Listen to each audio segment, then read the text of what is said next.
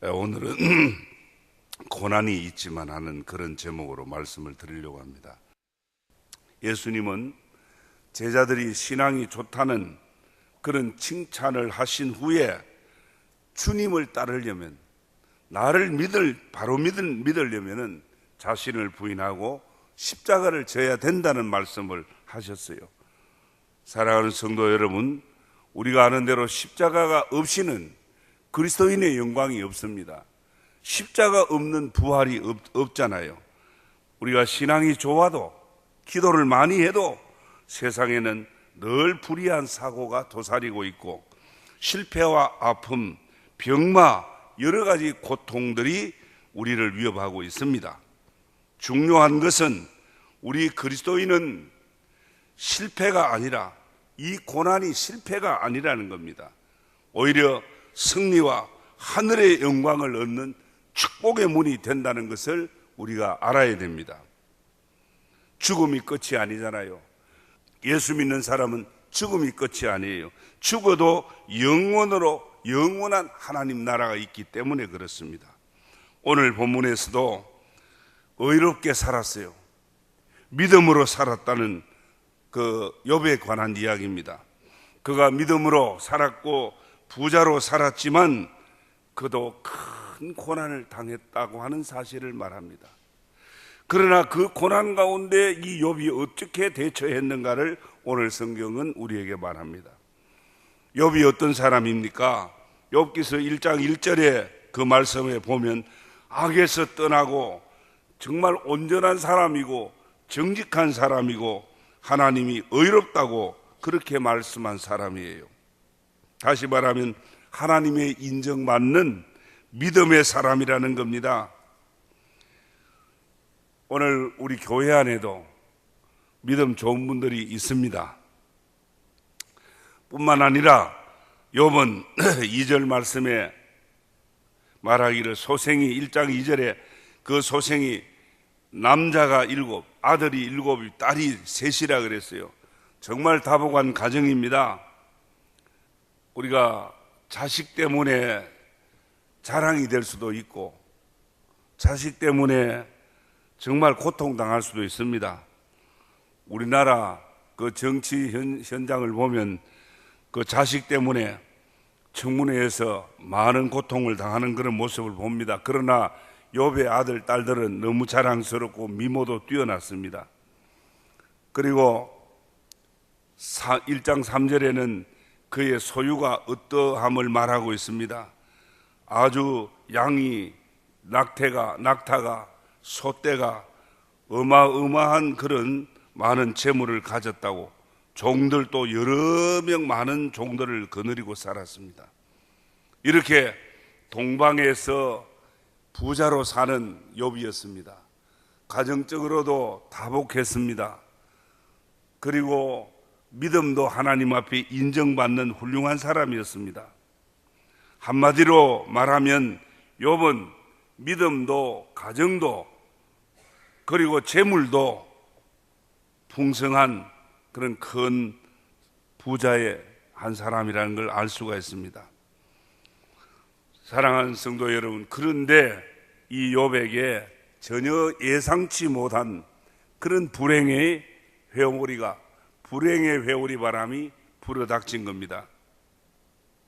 오늘 본문 14절 17절에 서바 사람, 갈대아 사람 그 친구들이 와서 1장 14절 17절까지의 서바 사람, 갈대아 사람들이 쳐들어와서 그 종들을 다 죽여버리고 그 모든 가축대 재물을 한꺼번에 다 빼앗아 가버렸습니다. 하루아침에 그 많던 재물들이, 그 재산이 날아가 버렸습니다. 우리 지금 말로는 하루아침에 망해버린 겁니다. 또 1장 19절에 보면 욥의 10자녀가 생일잔치를 하다가 바람이, 태풍이 불어서 집이 무너져서 그러니까 10남매, 아들 7, 딸 3가 한꺼번에 다 압사해서 죽었습니다. 몰살당했습니다. 이런 비극이 어디 있겠습니까? 정말 날벼락입니다. 욥은 우리가 아는 대로 믿음이 좋은 사람이에요. 정직한 사람이에요. 그런데 왜 이런 일이 일어났을까? 자식이 부모를 잃는 슬픔다 얼마나 큽니까? 그런데 부모가 자식을 잃는 슬픔, 예수를 잘 믿어도 욥의 가정에 자식을 한꺼번에 10명이나 다 잃어버리는 그런 불행한 일을 당했다는 겁니다. 이뿐이 아니잖아요. 욥기서 2장 7절 이하에 보면 이 욥이 자신의 몸에 병이 듭니다. 온몸에 악창이 나서 가려워서 잿더미 속에 앉아 기와장으로 몸을 긁고 있습니다. 얼마나 그 아픈 이 가려운 고통, 밤을 이루지 못합니다. 밤이 되면 더 많이 가렵습니다. 이런 고통을 당합니다. 거기다가 같이 살아오던 10남매를 낳고 같이 동고동락해오던 아내가 마음이 변해서 도망가 버렸습니다. 이제 가정도 깨어지고 건강도 깨어지고 많은 재산도 다 잃어버렸습니다. 오늘 사전에는 사랑하는 세 친구들이 와서 말합니다. 엘리바스와 빌닷과 소발이라고 하는 친구가 와서 위로하고 격려해 줄 줄 알았는데 오히려 욥을 갖다가 네가 죄가 없으면 그런 벌을 받을 수가 있느냐 저주하고 배신하고 말았습니다. 인간관계도 다 무너졌습니다. 오늘 성경 19장에 보면 13절 이하에 나의 형제들이 멀리 떠나가고 나를 아는 사람이 다 나를 향해 낯선 사람으로 대한다 그랬습니다. 내 친척이나 친지들이 나와 가까이 하던 모든 사람들이 나를 다 잊은 것 같다 그랬어요. 내 집에 머물러 살던 여종이나 남종들이 내 말을 듣지 않는다 그랬습니다. 불러도 대답지 않는다고 합니다. 어린아이들까지도 나를 업신여긴다 그랬어요. 이런 처참한 정말 고통의 자리에 있는 욥의 모습을 우리가 생각해 봅니다. 졸지에 모든 것을 다 잃어버린 이 욥의 모습을 우리가 한번 생각해 봐야 됩니다. 왜 이렇게 순결한 사람, 정직한 믿음을 가진 사람이 이렇게 불의한 일을 당하고 가정이 깨어지고 재산이 다 파탄하고 마느냐? 우리가 생각해 보면 하나님도 이상하다. 왜 욥에게 이런 고난을 주시는가? 이런 생각을 할 수가 있습니다. 그러나 오늘 우리가 이 성경에서 왜 이런 고난을 주시는가를 생각하기 전에 이런 고난을 당했던 욥이 이 고난에 대해서 어떻게 맞서고 있는가를 우리가 볼 수 있어야 돼요. 오늘 성경은 그걸 말합니다. 이 세상은 하루도 조용한 날이 없잖아요. 오늘 아니면 내일 좀 나을까 하면서 살지만은 내일은 내일대로, 올해는 올해대로, 또 내년은 내년대로 생각밖에 여러 가지 불의한 일들이 우리의 인생의 고통을, 삶의 고통을 주고 있습니다. 그런데 욥은 이런 고통의 고난의 현장에서 어떻게 대하고 있느냐 하는 겁니다. 바로 믿음의 사람, 하나님이 인정하는 사람은 이런 고난을 어떻게 대처하느냐, 오늘 욥에게서 좀 생각해 봐야 되겠습니다. 이쯤 되면 욥이 원망할 만하잖아요. 불평할 만하잖아요. 여러분들 불평이 있지요. 여러분들 삶 속에도 원망이 있죠. 여러분들이 원망과 불평은 무엇 때문에 토로합니까? 무엇 때문에 불평이 나옵니까? 욥을 한번 생각해 보십시오. 잘 믿어도 별 수 없네.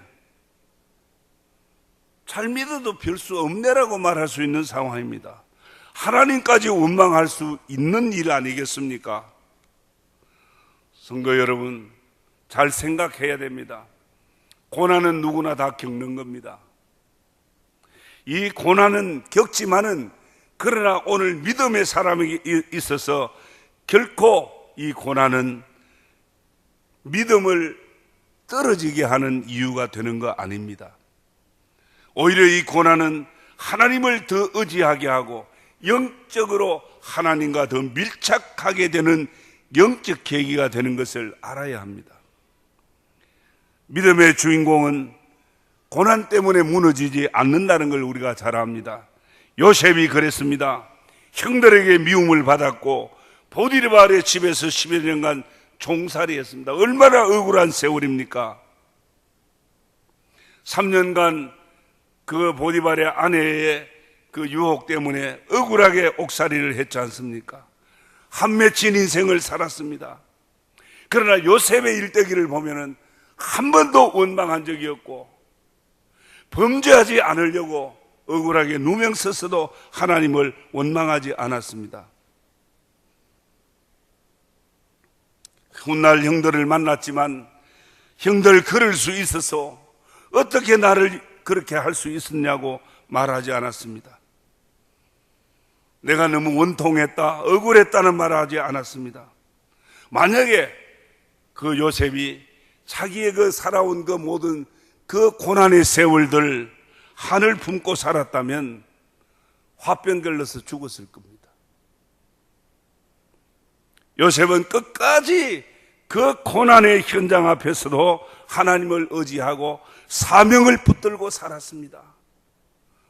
사랑하는 성도 여러분, 하나님께서 우리에게 믿음 주셨잖아요. 금보다 귀한 믿음 주셨잖아요.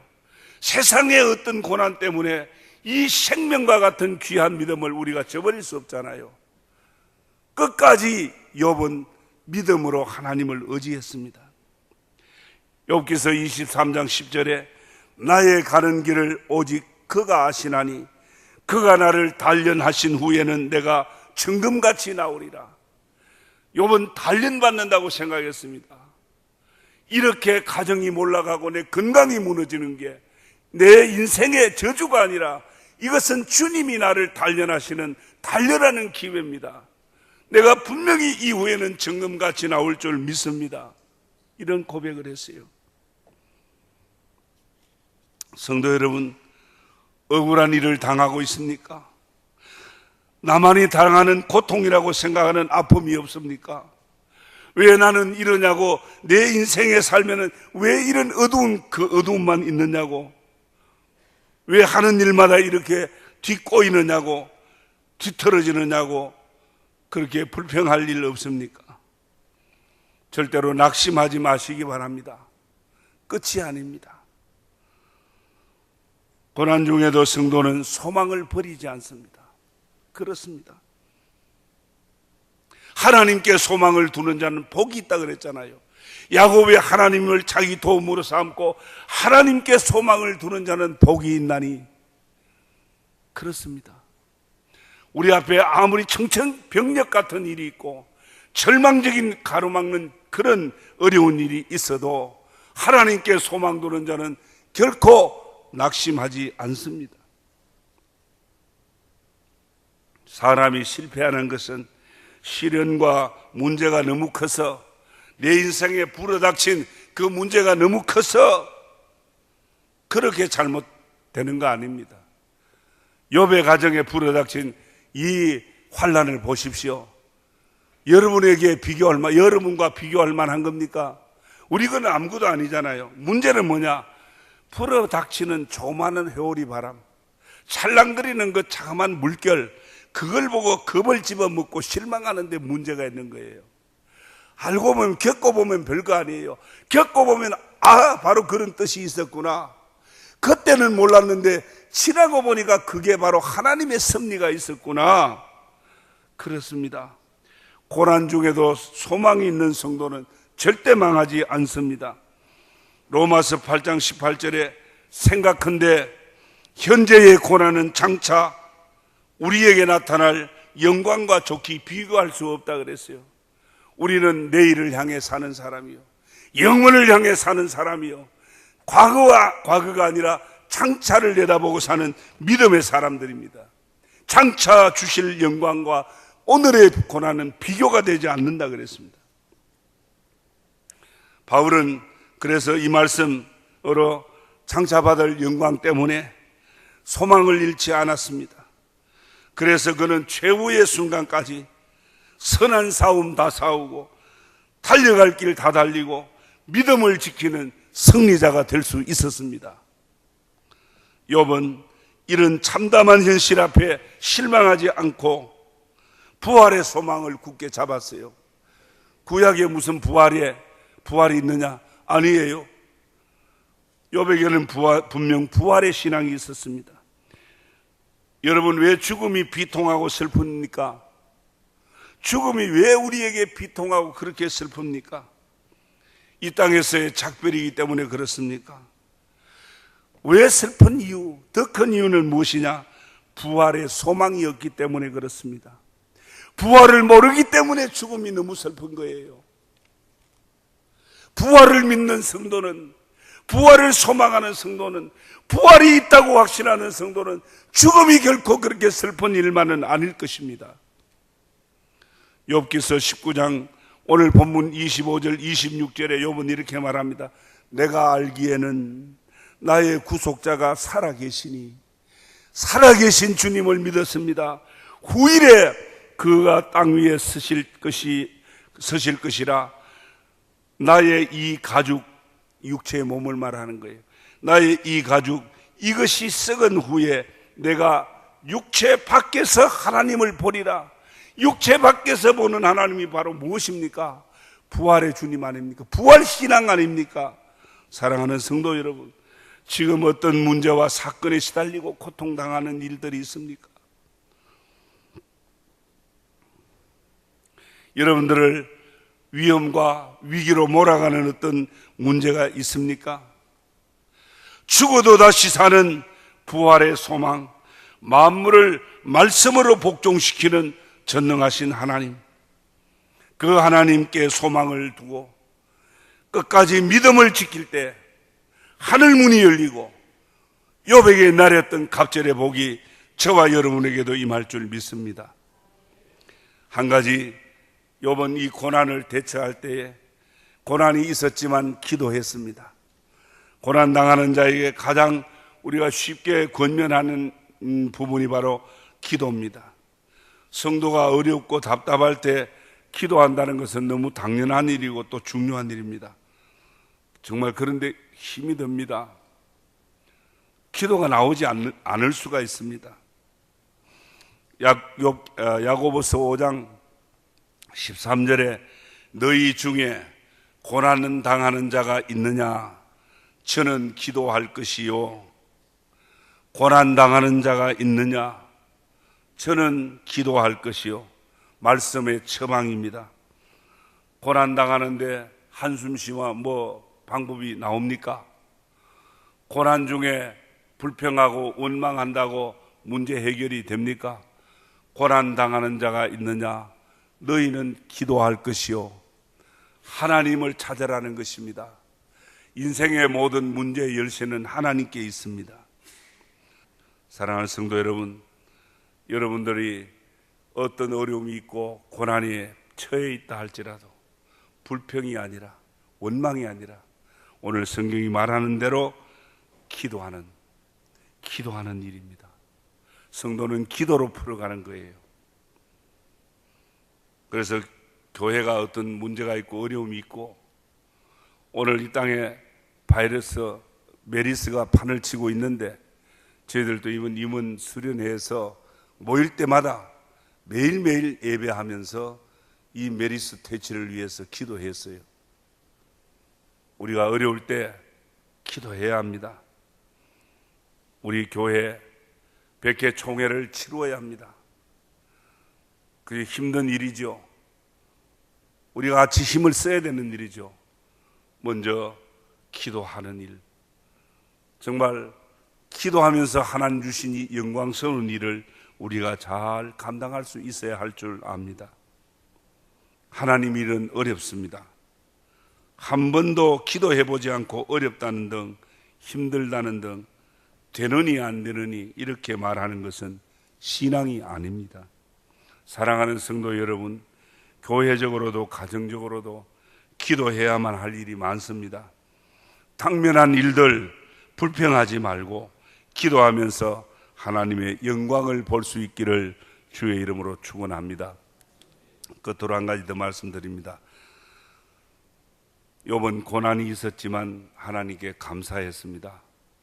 욥은 고난 중에 하나님께 기도했지만 그보다 더 중요한 것은 그 어려움 속에도 하나님께 감사했다는 겁니다. 참 신앙은 어려워 보면 알게 되는 거예요. 시험이 오고 환난을 당할 때 그분의 진짜 신앙을 알게 됩니다.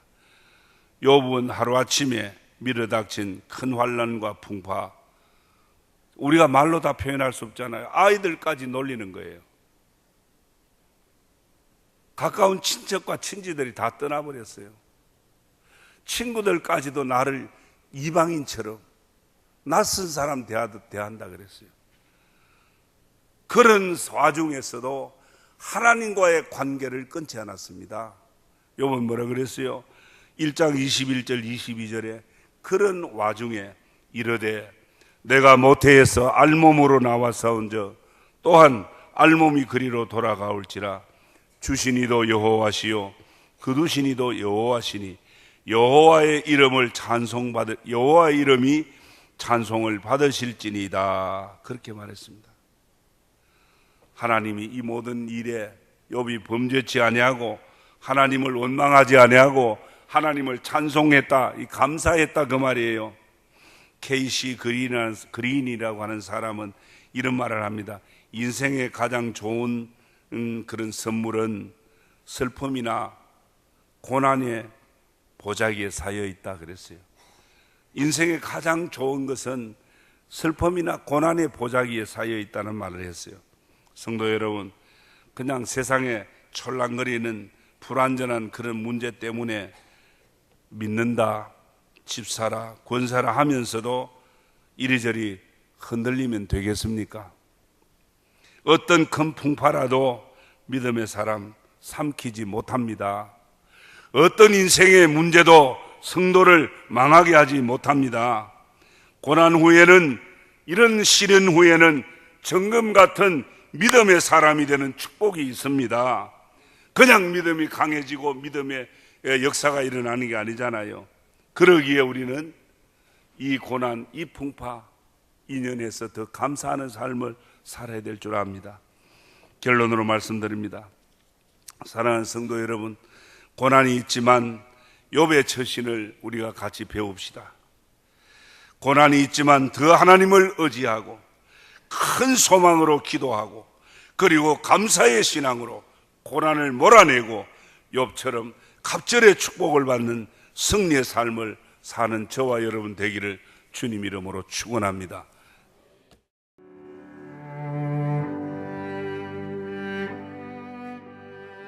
안녕하십니까. 저는 황금교회를 담임하는 박무용 목사입니다.